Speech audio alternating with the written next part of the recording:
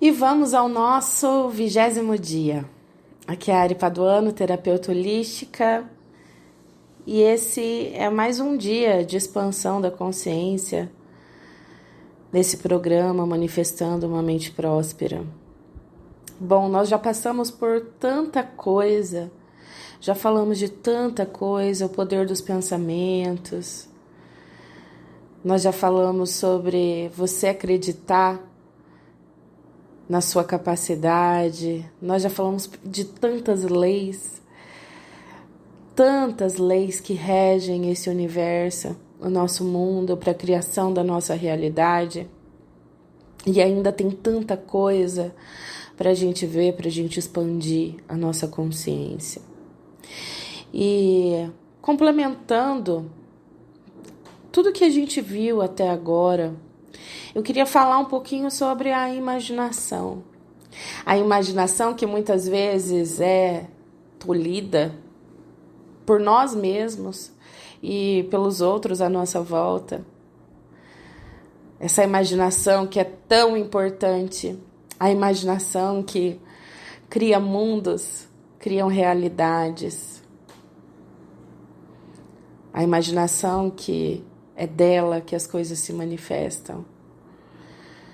Eu quero que você cancele aí de você essa restrição, esse impedimento de imaginar, de criar possibilidades, de nutrir as suas ideias, de criar um mundo incrível para você, para o seu universo, para a sua vida. Eu quero que você entenda que é necessário a gente imaginar. A imaginação é como se fosse o nutriente para as ideias. É como se você tivesse ideias e com a imaginação você fosse nutrindo num processo gestacional até que isso se materialize. Sem a imaginação, a gente não consegue dar o nutriente para as ideias. A imaginação é importantíssima. Nós não estamos aqui só para solucionar problemas, nós estamos aqui para criar coisas fantásticas e grandiosas. E quando você se coloca nessa posição de criar coisas incríveis, você cria. Tudo que a sua imaginação pode criar, ela pode realizar. O Walt Disney foi quem disse essa frase e realmente é verdade. E quando ninguém mais acreditava nele, ele continuava imaginando e ele criou a Disney World. E isso é incrível porque a gente vê que os sonhos são possíveis, que tudo é possível, basta a gente acreditar.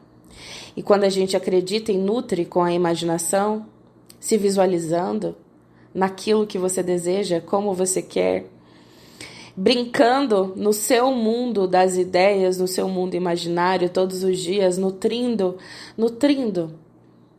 o seu bebê, as suas ideias, para que ele nasça, cresça e dê muitos frutos. A imaginação é o adubo. A imaginação é dali que o solo se torna fértil.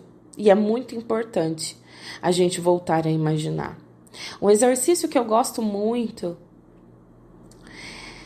é, antes de dormir, deitar, fechar os olhos e visualizar aquilo que eu desejo, visualizar fazendo aquilo que eu desejo, colocando, nutrindo cada vez mais as minhas ideias, os meus projetos. O como as coisas vão acontecer não importa. Não importa o como. Não adianta você ter ideias fabulosas, imaginação incrível e você parar no como. Mas como eu vou fazer isso? Como? Eu não tenho dinheiro para isso. Como eu vou conseguir tal coisa? Aí você já coloca a impossibilidade que bloqueia tudo. E nada se manifesta. Porque é como se você causasse um aborto energético naquela ideia que era o bebê que estava sendo nutrido. Então a gente precisa alimentar a imaginação todos os dias daquilo que a gente deseja. E é por isso que hoje eu trouxe mais um capítulo do livro Quem Pensa Enriquece, do Napoleão Hill. E hoje a gente vai estudar o capítulo 7 desse livro, onde ele trata da imaginação. Ele coloca como quinto passo rumo à riqueza é a imaginação. Então vamos lá. A imaginação é literalmente a oficina onde todos os planos são criados. É onde o impulso, o desejo ganha força e a ação com a ajuda da capacidade imaginativa da mente. Já foi dito que podemos criar qualquer coisa que podemos imaginar. Com a ajuda da imaginação, descobrimos e dominamos mais das forças da natureza nos últimos 50 anos do que em toda a história da raça humana antes desse período. E mesmo com tudo que realizamos, não chegamos nem perto do limite do que somos capazes de fazer. Nossa única limitação razoável está no desenvolvimento e uso da nossa imaginação. A imaginação humana oferece tantas possibilidades que é como se tivéssemos apenas descoberto que temos uma imaginação e só houvéssemos começado a usá-la de um jeito muito elementar. Existem duas formas de imaginação. A capacidade imaginativa funciona de duas maneiras. Uma é conhecida como imaginação sintética e a outra como imaginação criativa. Imaginação sintetizada, por meio dessa capacidade, você organiza antigos conceitos, ideias ou planos em novas combinações. A imaginação sintetizada não cria nada. Simplesmente funciona com o material da experiência, educação e observação com que é alimentada. É a capacidade usada pela maioria dos inventores, com exceção daqueles gênios que recorrem à imaginação criativa quando não conseguem resolver problemas pela imaginação sintetizada. Imaginação criativa. Por meio da faculdade da imaginação criativa, a mente humana finita tem comunicação direta com a inteligência infinita. A faculdade pela qual palpites e inspirações são recebidos. É por intermédio dessa faculdade que todas as ideias básicas ou novas são entregues à humanidade. É por essa faculdade que captamos vibrações de outras pessoas e que um indivíduo pode sintonizar ou se comunicar com o subconsciente de outros. A imaginação criativa funciona automaticamente, mas só quando sua mente consciente é motivada, energizada e trabalha em uma frequência tão alta que se torna muito perceptiva e receptiva, como quando ela é estimulada pela emoção e um desejo forte. Grandes líderes do comércio, da indústria, das finanças ou os grandes artistas, músicos, poetas e escritores se tornaram grandes porque desenvolveram a capacidade da imaginação criativa. Desejo é um pensamento, um impulso. É nebuloso e efêmero.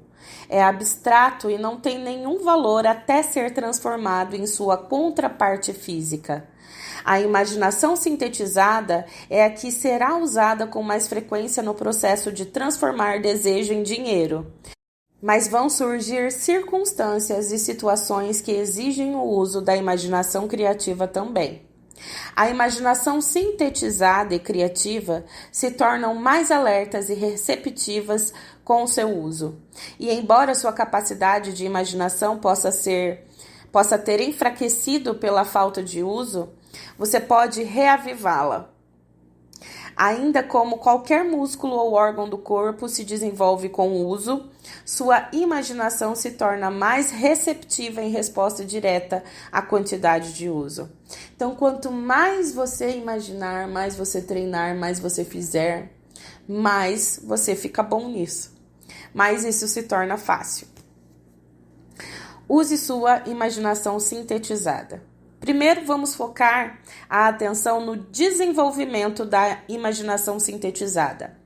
Essa é a faculdade que você vai usar com mais frequência na conversão do desejo em dinheiro. A transformação do impulso intangível do desejo na realidade tangível do dinheiro pede o uso de um plano ou planos. Para fazer planos, você deve usar sua imaginação.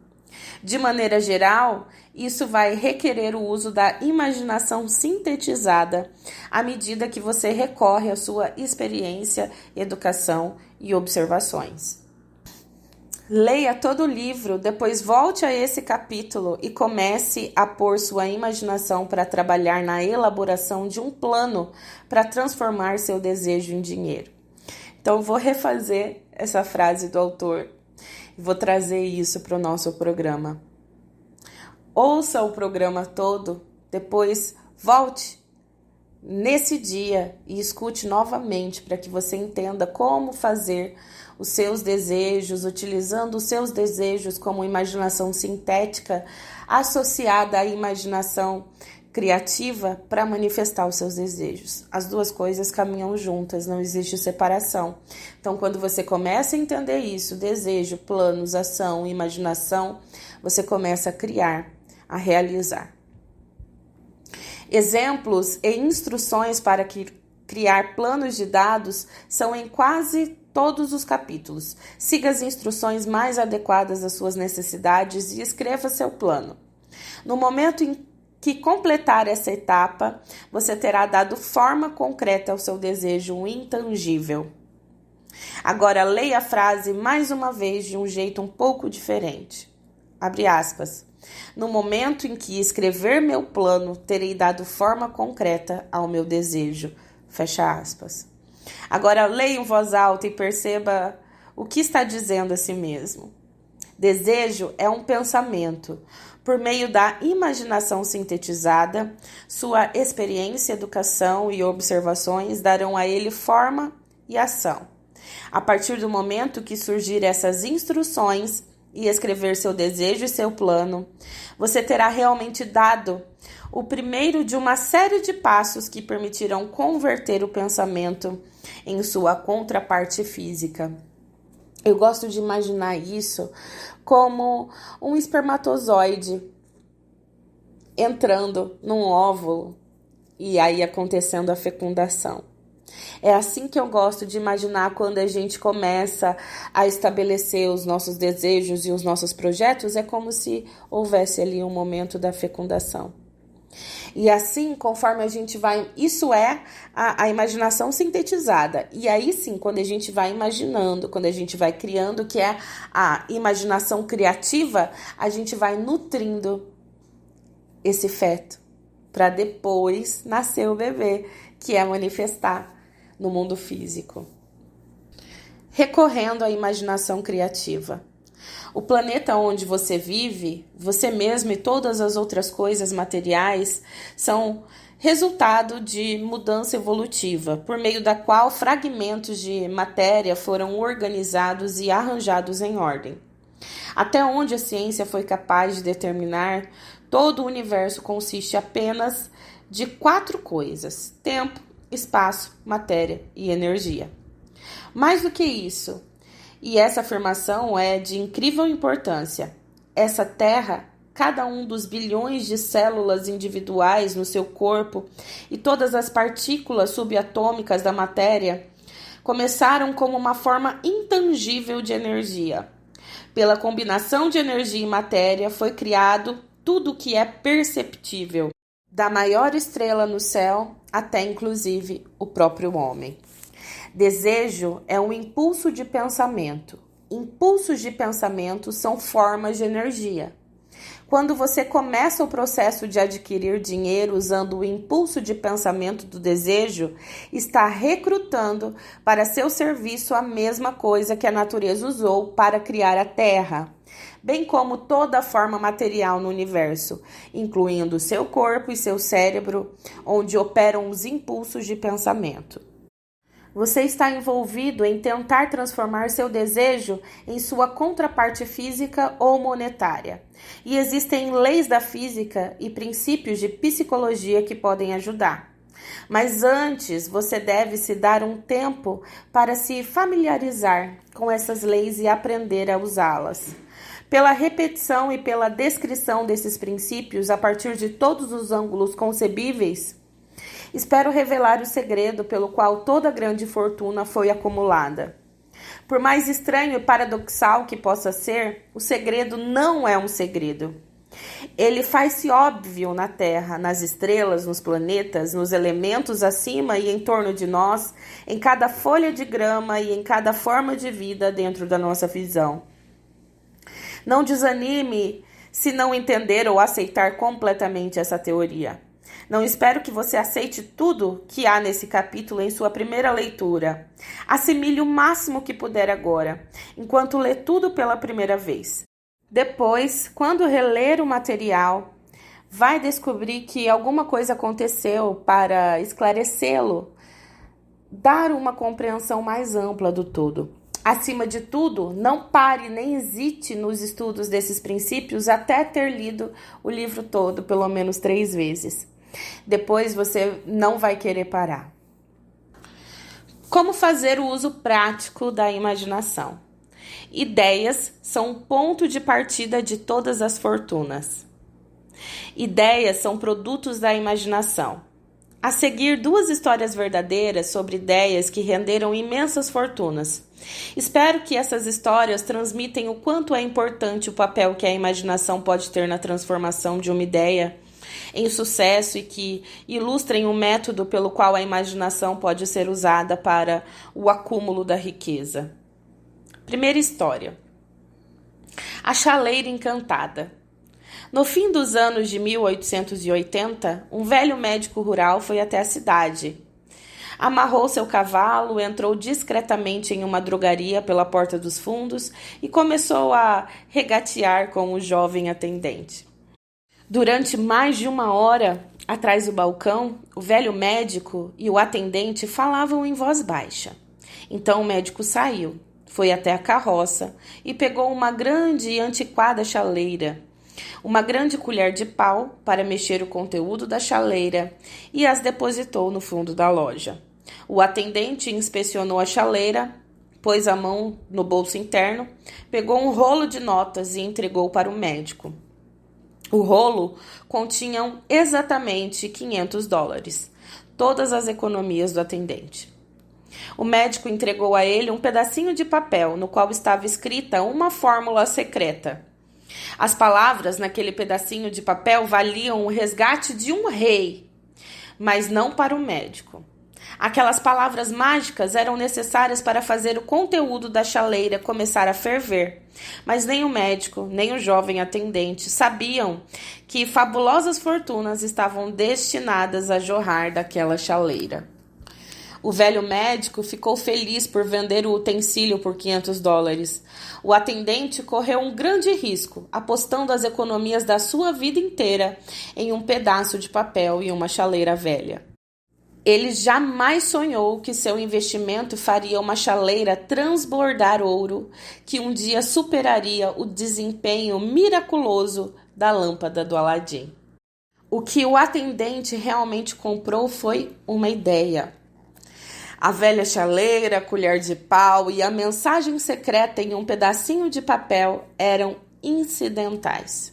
O milagre daquela chaleira só começou a acontecer depois que o novo proprietário misturou as instruções secretas, um ingrediente sobre o qual o médico nada sabia. Veja se consegue descobrir o que aquele jovem acrescentou à mensagem secreta e fez a chaleira transbordar ouro. Aqui você tem uma história de fatos mais estranhos que ficção. Fatos que começam na forma de uma ideia. Apenas olhe para as vastas fortunas em ouro que essa ideia produziu. Ela pagou e ainda paga imensas fortunas a homens e mulheres do mundo todo. Gente que distribui o conteúdo da chaleira a milhões de pessoas. A velha chaleira é hoje um dos maiores consumidores de açúcar do mundo. dando emprego a milhares de homens e mulheres que cultivam cana e trabalham refinando e vendendo açúcar. A velha chaleira consome anualmente milhões de garrafas de vidro e de plásticos e latas, dando emprego a elevado número de trabalhadores. A velha chaleira dá emprego a um exército de secretários, estenógrafos, redatores e especialistas em propaganda em todo o país. Ela levou fama e fortuna a muitos artistas que criaram imagens magníficas descrevendo o produto. A velha chaleira transformou Atlanta, que era uma pequena cidade sulista, na capital de negócios do sul, onde agora beneficia, direta ou indiretamente, todos os negócios e praticamente todos os residentes da cidade.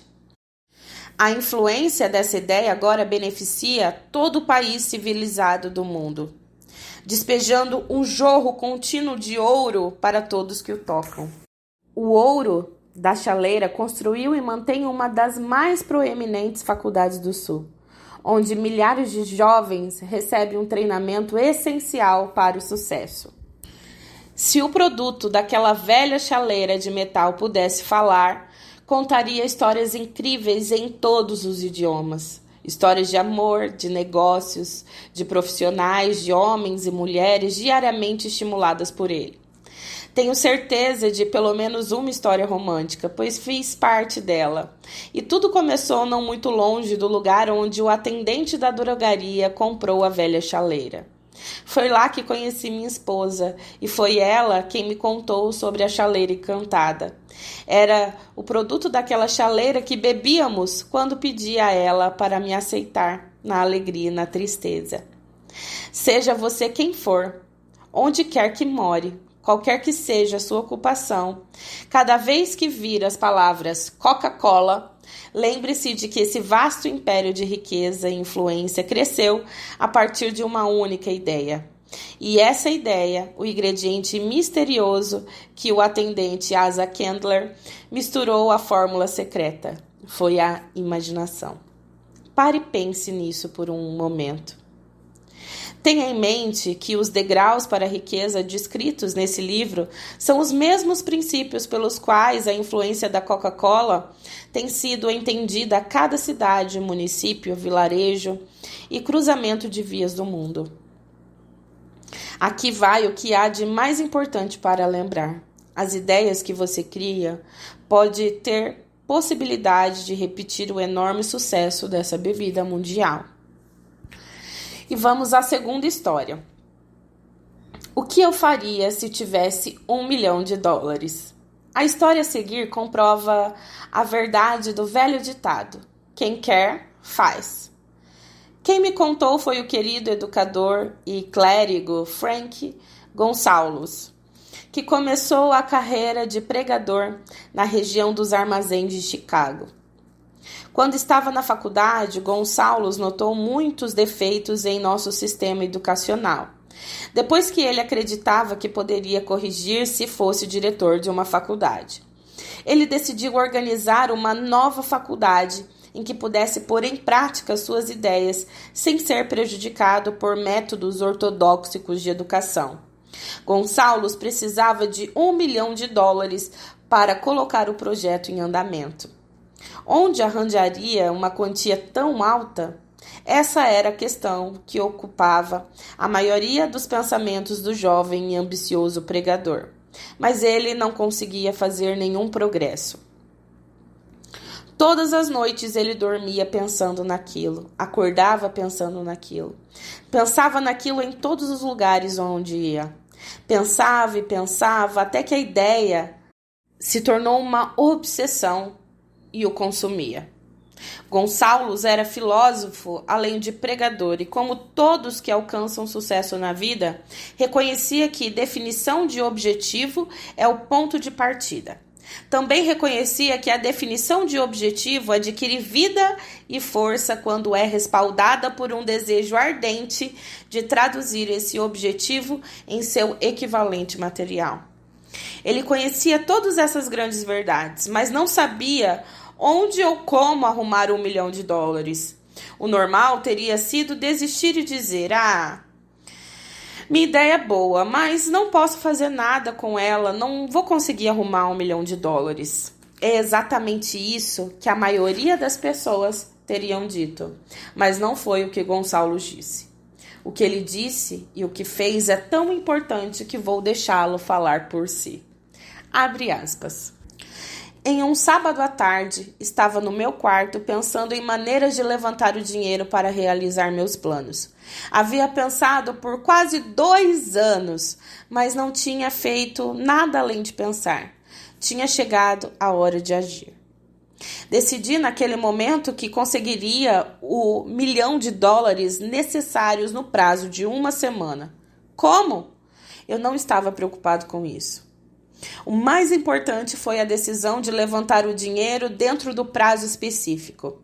Quero dizer que no momento em que cheguei a uma decisão definitiva de conseguir o dinheiro dentro de um período determinado, surgiu um estranho sentimento de segurança que eu nunca tinha experimentado antes.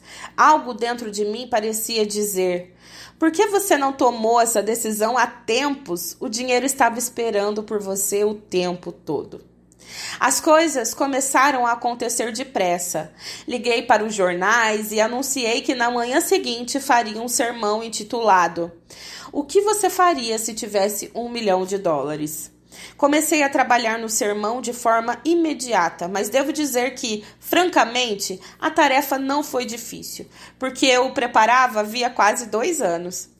Terminei de escrever o sermão muito antes da meia-noite. Fui para a cama e dormi sentindo confiante, pois já podia me ver na posse de $1 milhão.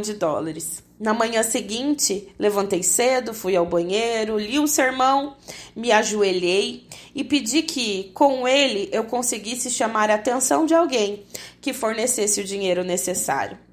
Enquanto rezava, tive novamente a certeza de que o dinheiro estava próximo. Na minha animação, saí sem o sermão e só percebi o descuido quando já estava no púlpito, pronto para começar a pregar. Era tarde demais para ir buscar as anotações, e que bênção foi não poder voltar. Em vez disso, meu subconsciente produziu o material de que eu precisava. Quando me levantei para começar o sermão, fechei os olhos e falei dos meus sonhos com o coração e a alma. Não só conversei com a minha congregação, como acho que também conversei com Deus. Eu disse o que faria com $1 milhão se esse valor fosse colocado em minhas mãos.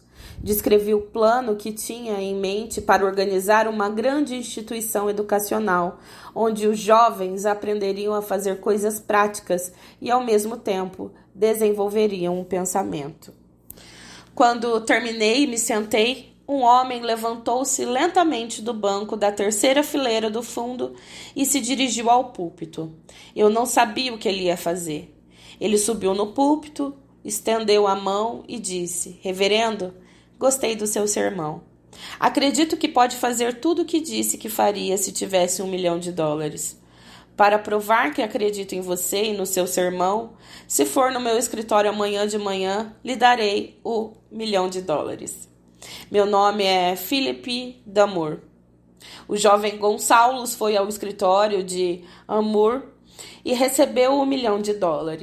Com esse dinheiro, fundou o Instituto de Tecnologia Amour, conhecido hoje como Instituto de Tecnologia de Illinois.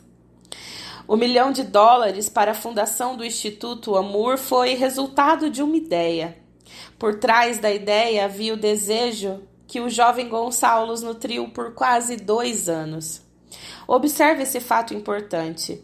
Ele conseguiu o dinheiro 36 horas depois de ter tomado a decisão de obtê-lo e traçar um plano definido para conseguir.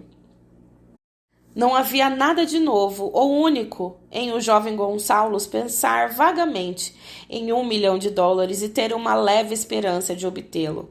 Outros tiveram pensamentos semelhantes, mas havia algo de muito único e diferente na decisão que ele tomou naquele sábado memorável, quando colocou a imprecisão em segundo plano e disse de um jeito definido: terei esse dinheiro em 1 semana.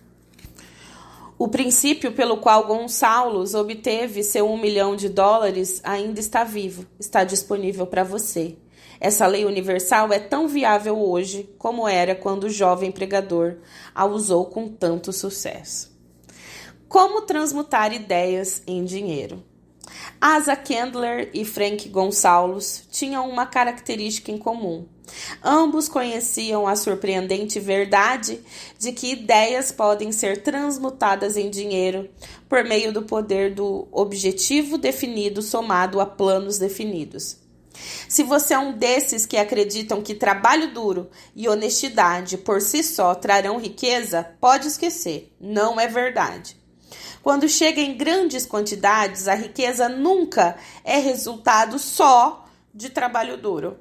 A riqueza vem se vier em resposta a demandas definidas baseadas na aplicação de princípios definidos, não por acaso ou sorte. De modo geral, uma ideia é um pensamento que leva à ação porque atrai imaginação. Todos os grandes vendedores sabem que ideias podem ser vendidas onde uma mercadoria não pode. Os vendedores comuns não sabem disso, por isso são comuns. Um editor de livros de preços baixos fez uma descoberta que tem sido de grande valor para os editores. Ele aprendeu que muita gente compra os títulos, não o conteúdo dos livros. Ao simplesmente mudar o nome de um livro que não estava saindo, as vendas deram um salto de mais de 1 milhão de cópias. O interior do livro não teve nenhuma alteração. Ele simplesmente trocou a capa por outra com um título que tinha apelo de bilheteria. Por mais simples que possa parecer, foi uma ideia, foi imaginação. Não há preço padrão para ideias. O criador da ideia define seu preço e, se for esperto, o alcança. Olha o que ele fala aqui, que ideias têm valor, têm preço. Quanto estão valendo suas ideias hoje? Pergunte para si mesmo, pergunte para o universo. Universo, qual é o valor que está tendo minha ideia hoje? A história de praticamente todas as grandes fortunas começa no dia em que um criador de ideias e um vendedor de ideias se juntam e trabalham em harmonia. Carnegie cercou-se de homens que podiam fazer o que ele não sabia fazer. Homens que criavam ideias e homens que colocavam as ideias em prática. E foi isso que fez dele e outros homens fabulosamente ricos. Milhões de pessoas vivem esperando brechas favoráveis. Talvez uma brecha favorável possa proporcionar uma oportunidade, mas o plano mais seguro é não depender da sorte. Foi uma brecha favorável que proporcionou a maior oportunidade da minha vida. Mas mais de 20 anos de esforço decidido foram dedicados a essa oportunidade antes que ela se tornasse um bem. A brecha foi a minha boa sorte de conhecer e conquistar a cooperação de Andrew Carnegie. Naquela ocasião, Carnegie plantou em minha mente a ideia de organizar os princípios de realização em uma filosofia de sucesso. Milhões de pessoas se beneficiaram com as descobertas feitas nos anos de pesquisa, e fortunas foram acumuladas por meio da aplicação da filosofia. O começo foi simples. Era uma ideia que qualquer um poderia ter desenvolvido. A brecha favorável surgiu por intermédio de Carnegie. Mas o que dizer da determinação, da definição de objetivo, do desejo de atingir o objetivo e do esforço persistente em todos esses anos de pesquisa? Não foi um desejo comum que sobreviveu ao desapontamento, ao desânimo, à derrota temporária, à crítica e à constante lembrança de que estava desperdiçando meu tempo. Era um desejo ardente. Uma obsessão.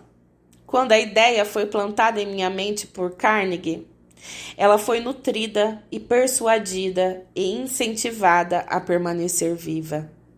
Gradualmente, a ideia tornou-se um gigante com força própria e me nutriu, persuadiu e conduziu. As ideias são assim. Primeiro você dá vida, ação e orientação a elas. Depois elas adquirem uma força própria e superam toda oposição.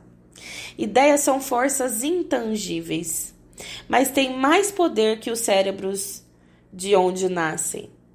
Elas têm o poder de continuar vivas depois de o cérebro que as criou já ter voltado ao pó. As ideias nunca morrem. Uma vez plantadas, cultivadas, semeadas, elas continuam a crescer. Comece a se perguntar: universo, qual ideia eu posso ter hoje que irá mudar toda a minha realidade? Universo, o que eu posso criar hoje, o que eu posso nutrir hoje que mudará toda a minha realidade? O que eu preciso observar? O que eu preciso acreditar? O que eu preciso visualizar? Que se eu visualizasse, criaria um universo gigantesco na minha vida. Imaginem, nutram as suas ideias. As ideias são a fecundação, a imaginação é a nutrição. E o impulso de realização é o parto. Um beijo e até amanhã.